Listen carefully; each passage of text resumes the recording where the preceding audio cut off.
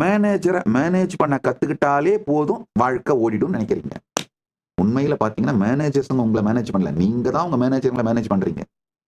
இன்டெலிஜென்ட்டா manage பண்றவனுக்கு promotion கிடைக்குது, அவ்வளவுதான்.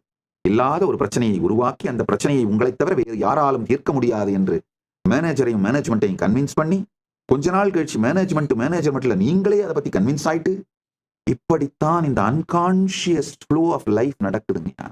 உங்கள் வாழ்க்கையை வடிவமைப்பதை மற்றவங்களுக்கு பிரான்சைஸ் பண்ணி விட்டீங்கன்னாலே நீங்க கான்சியஸா இருக்க வேண்டிய தேவையில்லாமல் போறதுனால, கிரியேட்டிவா அவேரா உயிர்ப்போடு நீங்கள் இருக்க வேண்டிய தேவையில்லாமல் போறதுனால ஆட்டோ பைலட் மோட்லயே வாழ்ந்து அப்படியே செத்து போயிடுறோங்க.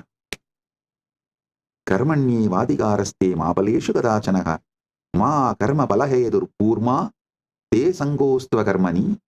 செயலிலே முழுக்க முழுக்க கான்சியஸா இயங்க